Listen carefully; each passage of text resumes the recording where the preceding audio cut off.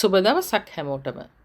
අද අපි කතා කරන්න යන්නේ ඉන්දියාවේ කේරළ ප්‍රාන්තයේ අලුතින්ම නිර්මාණය කරන ලද වරාය පිළිබඳව සහ එය කෙසේ ශ්‍රී ලංකාවේ කොළඹ වරායට බලපානු ලබයිද කියන කාරණාව ගැන. අපි දන්නවා කොළඹ වරායේ යම් යම් කොටස් පෞද්ගලීකරණයට එරෙහිව එහි සේවකයින්, දේශපාලන පක්ෂ සහ වෙළඳ සංගම් රට තුළ විශාල උද්ඝෝෂණයන් සිදු කළා. ඒ අනුව තමයි කොළඹ වරාය පෞද්ගලීකරණය වීම සම්පූර්ණ නොවුනේ.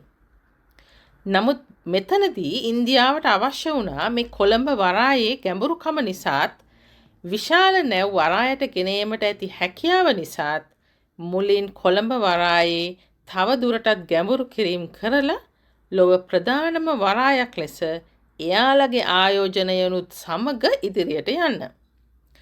නමුත් කොළඹ වරාය ඒ මට්ටමට ගෙනියන්නට නොහැකි වීමට ඉහත කොටස්වල විරෝධයත් රටේ පැවති දේශපාලනික දැක්මත් හේතු වුණා. විශේෂයෙන් අදානි සමාගම කොළඹ වරාය කරන ආයෝජනයන් බොහෝ දෙනෙකුට ඇලර්ජික් වුණා.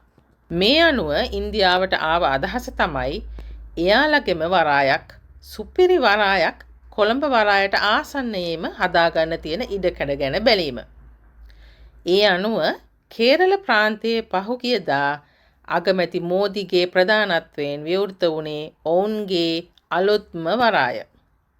මේකේ සම්පූර්ණ වියදම දැරුවේ අදානි සමාගම.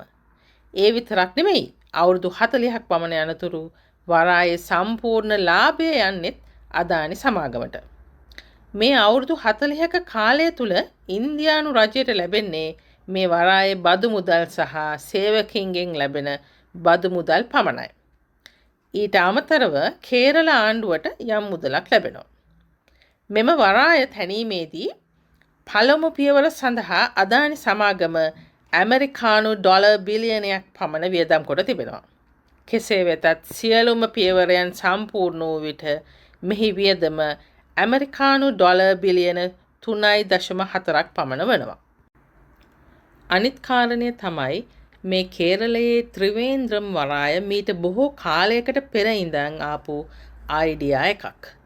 1940 ගණන් වලදී මෙහි වරායක් තැනීමට අවශ්‍ය මිනුම් කටයුතු බ්‍රිතාන්‍ය රජය ඉන්දියාව පාලනය කරන කාලයේදී සිදු කළ බවයි වාර්තා වෙන්නේ.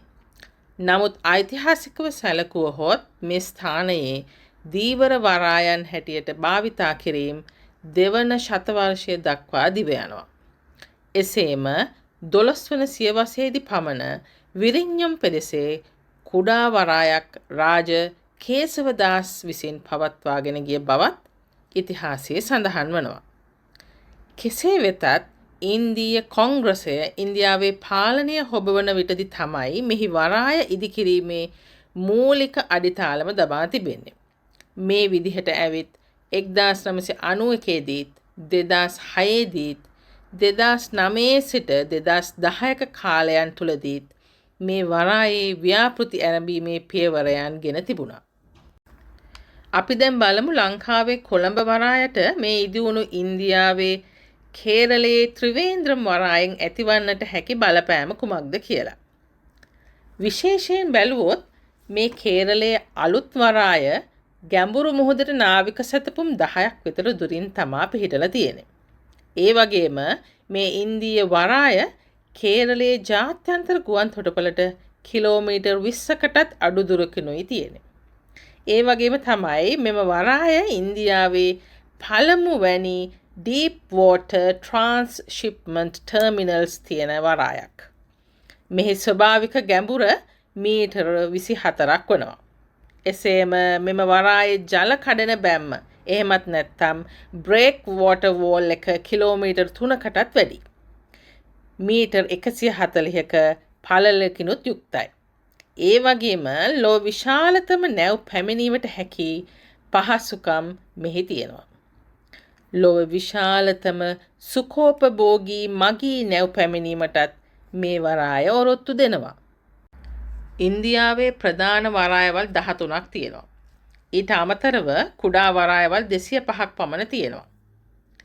මේ වරායවල් අතරින් කොචින් වරාය, චෙන්නයි වරාය, ආන්ධ්‍රා ප්‍රදේශයේ පිහිටි විශාඛාපට්නම් වගේ දකුණු ඉන්දියාවේ වරායවල් තිබුණට මෙතෙක් කොළඹ වරායට වාණිජමය තර්ජනයක් තිබුණේ නැහැ.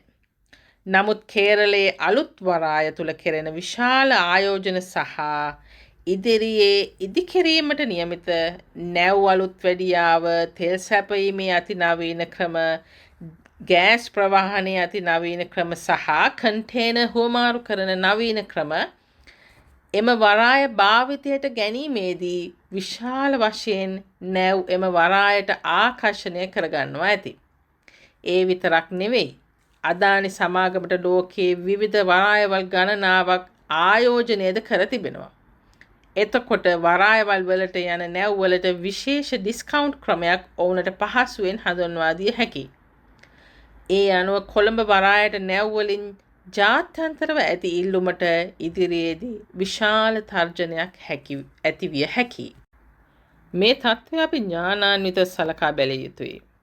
ඇමරිකානු ජනාධිපති ඩොනල්ඩ් ට්‍රම්ප්ගේ පැමිණීමෙන් පසුව ලෝකය වෙළඳ යුද්ධයක් බවට පරිවර්තනය වෙලා තියෙන තත්ත්වයක් තුළ විශේෂයෙන් ආසියාවේ පවතින්නේ නව සන්දර්භයක්. මේ තත්ත්වය විශේෂයෙන් සිංගප්පූරුව වගේ දියුණු කුඩා රටවලටත් බලපාන එකේ ලංකාවට විශාල බලපෑමක් සිදුවීමට ඉඩ තියෙනවා. ඒ නිසා මේ ජාත්‍යන්තර වෙළඳාමට ලංකාව මීට වඩා ස්මාර්ට් විදිහට අවතීර්ණ විය යුතුව තිබෙනවා. ඒ අනුව විදේශවලින් ආයෝජන ලෙස එන ප්‍රාග්ධනයට ලංකාව නොපැකිලිව ඉඩකඩ සලසා දිය යුතුයි. ඒ තුළින් තමයි රට තුළ ධනේශ්වරයේ යම් ඉදිරි ගමනක් යාමෙන් රටේ තිරසාර සංවර්ධනයක් ඇති කළ හැක්කේ. එහෙම නැතිව වාහනේ යන එක බයිසිකලේ ගිහින් දැල් වෙන විදුලි පංකා විදුලි බුබුලු අඩු කිරීමෙන් රැකියා කප්පාදුවෙන් වෘත්තීය අයිතිවාසිකම් කප්පාදුවෙන් ඇති කළ හැකි මහා සංවර්ධනයක් නැහැ. එමගින් වර්ධනය වන්නේ ජනතාව තුළ අසහනය පමණයි. මේ කේරළ වරායේ පිහිටීමත් ලංකාවේ කොළඹ වරායේ පිහිටීම අතින් එකම වැදගත්කමක් තමයි දරන්නේ. සූවස් ඇල සිට සිංගප්පූරුව දක්වාත් ආසියානු කලාපයේ සිට බටහිර දක්වාත් ඉන්දියානු සාගරයේ ගමන් ගන්නා බාණ්ඩ ප්‍රවාහන නෞකා සඳහා වන වැදගත්කමට දැන් මේ කොළඹ වරායත් ඉන්දියාවේ කේරළ වරායත් යන දෙකම එකසේ පිහිටීම අතින් වැදගත් වුණාට කේරළ වරාය කොළඹ වරාය පසු කර යෑමේ එනම් වැඩිපුර නෞකා ඇද ගැනීමේ ඉඩකඩ ඉතාම වැඩි. විශේෂයෙන් මේ කලාපය හරහා ගමන් ගන්නා ඉන්දියානු බඩු ප්‍රවාහන නැව් සියල්ලම වාගේ ඉන්දියානු කේරළ වරායට යෑමේ ඉඩකඩ බොහොම වැඩි.